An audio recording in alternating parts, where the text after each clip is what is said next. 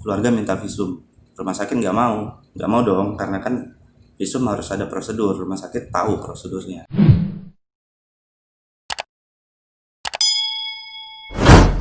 Oke teman-teman, jadi saya punya satu case yang ingin saya share pada kesempatan kali ini.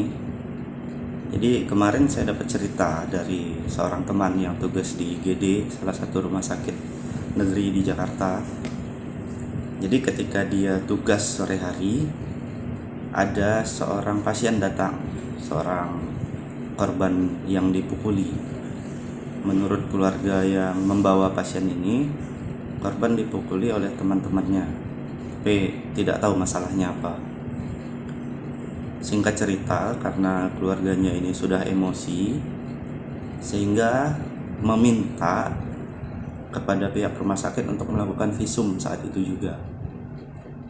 Ini menarik nih, karena kasus seperti ini bukan hanya 1-2 kali terjadi, tapi juga cukup sering ya. Keluarga datang ke rumah sakit langsung minta visum. Ini mau kita bahas sekarang. Yang benar itu gimana sih? Visum dulu baru lapor polisi, atau lapor polisi dulu baru visum?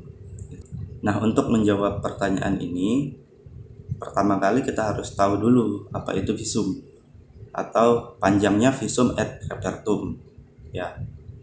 Visum itu adalah suatu alat bukti yang sah di pengadilan yang berisikan keterangan dari dokter forensik atau dokter, kira-kira begitu. Nah, visum ini ada dasar hukumnya di Kitab Undang-Undang Hukum Acara Pidana KUHAP ya, pasal 120 dan pasal 133. Mungkin saya bacakan biar tidak salah ya. Pasal 120 ayat 1. Dalam hal penyidik menganggap perlu, ia dapat meminta pendapat dari orang ahli atau orang yang memiliki keahlian khusus. Itu pasal 120 ayat 1.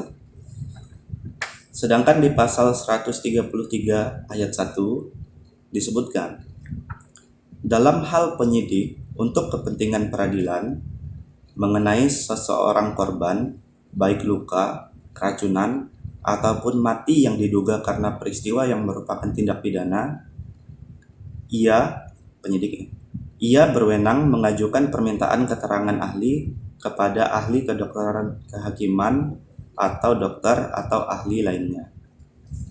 Nah, dari dua pasal ini bisa kita tarik kesimpulan bahwa visum itu dilakukan pertama jika penyidik merasa perlu, penyidik merasa oh ini harus visum nih, itu satu.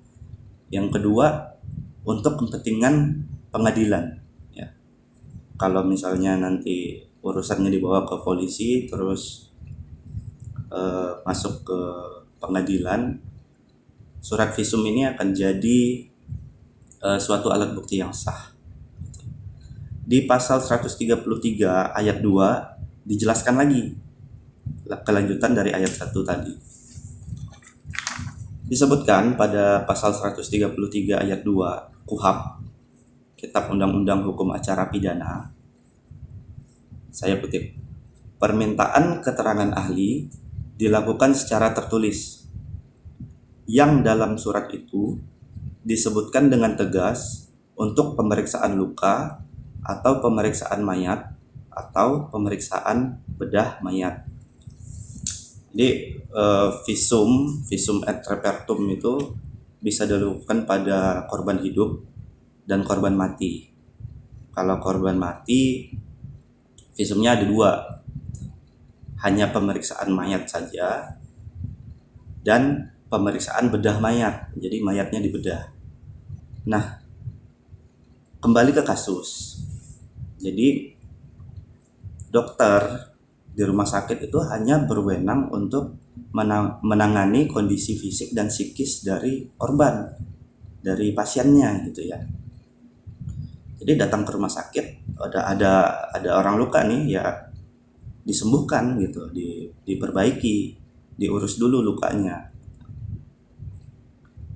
nanti setelah itu selesai pulang.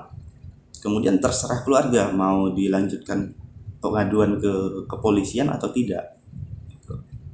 Jadi tidak bisa kita datang ke rumah sakit tiba-tiba terus minta visum gitu. Harus ada prosedurnya. Prosedurnya itu jelas dijelaskan di dalam undang-undang.